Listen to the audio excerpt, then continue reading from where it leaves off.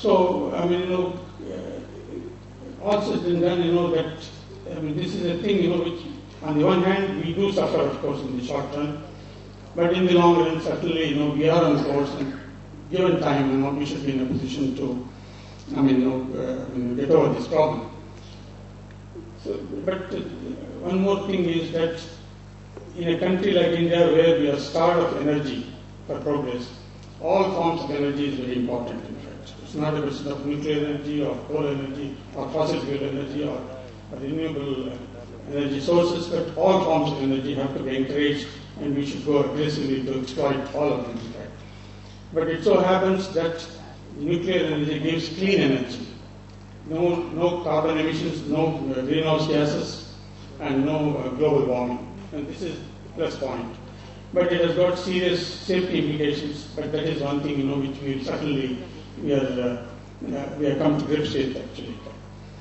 So, but the point is, having set some sort of a pace of development, step by step, and going, in a very systematic way, suddenly, if you bring in some sort of, a huge inrush of different types of reactors invading the country, there is always a possibility that there will be some slip up here and there, because of all, everybody will be thinking in terms of what is this, 20,000 megawatts by 2020, or by 2025, we talk about 40,000 megawatts.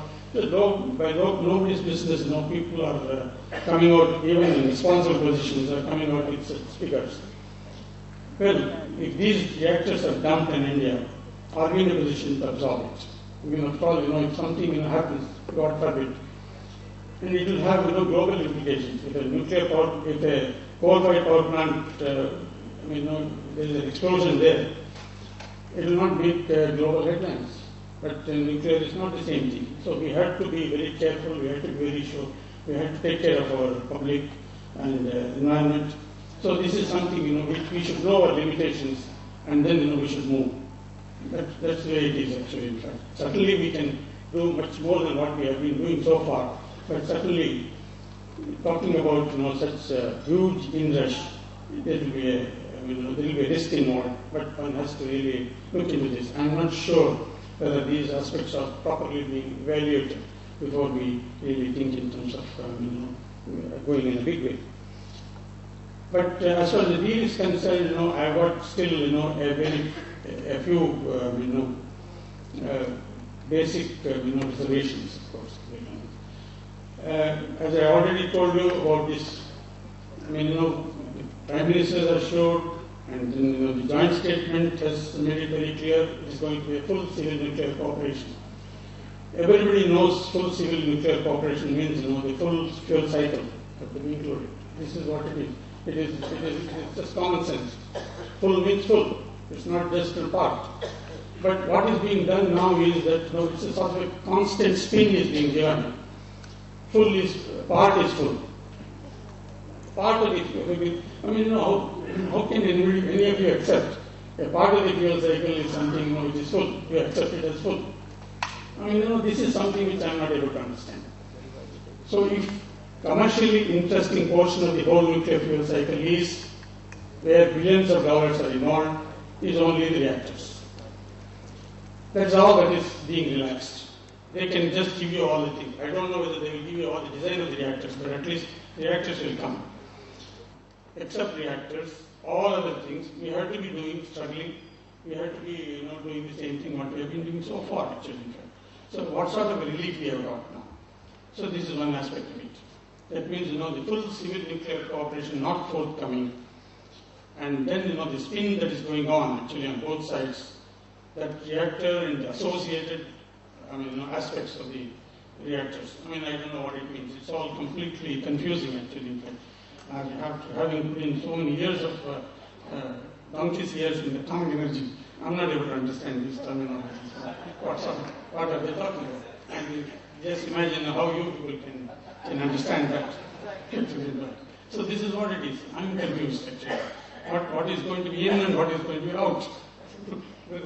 So I want a clear-cut answer for that. I'm not getting that, in fact. And I just probed, they said, no, this 1, 2, 3 gives a sort of forward-looking language, and there will be hopes that in course of time, something could be brought in. That means, are we going to enter into a very, an agreement having, sort of implications on perpetuity, on hopes? This is what it is actually, in fact. And Justice Samant already said, that something about this, legal aspects of it. And I can tell you that Tarapur, when 1963 agreement was there, after 74, unilaterally that agreement was taken back, actually, in fact, because they passed a Nuclear Non-Proliferation Act in 1978. And that was enforced on us. That means even a standing agreement can be superseded by an agreement, by an act which is passed by them, prospectively. This is what it is actually. So that means, there is no finality in this whole thing. Even as it is, the present act itself is not acceptable to us. But in future, if some more damage is there, I don't know what happens. And already, our Prime Minister has antagonized the future presidents also by saying that they are not going to be that friendly. So already they said that. So that means, they will take it. It's quite possible, they will take it literally. These are the people who have said they are going to be, in advance we have been said, that we are not friendly. Let us not be friendly. Suppose if they say that thing, where are we left, actually, in fact? Now, this is the problem, that we are going to face, actually, in fact. I think, that we have to be very, very careful. So as far as the fast breeder reactors are concerned, of course, not, I don't think any of you know about it, of course. And in fact, even in the nuclear scientific community, they are not aware of some of these things, of course. But the thing is, fast breeder reactors are something, which globally is not being pursued in a big way. They are very limited to a few countries, in fact.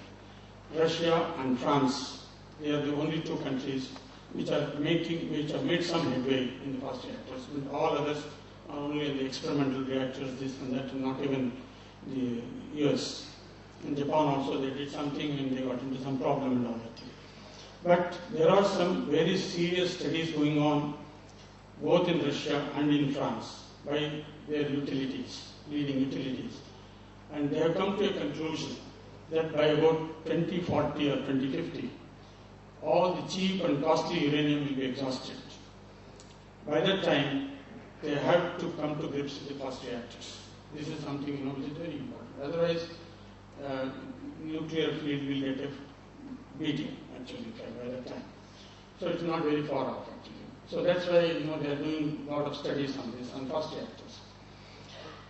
And the US itself have picked up, though they have not done their own studies, but they will get benefited by some of the studies that are going on elsewhere.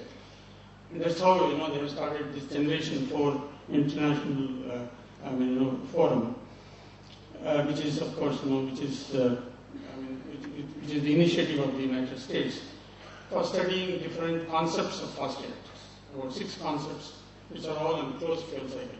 But mind you, till now, US was not advocating the closed fuel cycle because they didn't want plutonium to come out of the spent fuel. But now they have already they started talking about the closed fuel cycle now. Whenever US feels something, everybody should follow. If US says that it is unsafe, everybody should say that it is unsafe and we should keep quiet. That's the way it is. It goes. The rules of the game is only that, in fact. So now they have suddenly woken up because of these studies which have gone on that fast reactors will come into the picture. But whereas in our case, we are not influenced by any of these, external studies.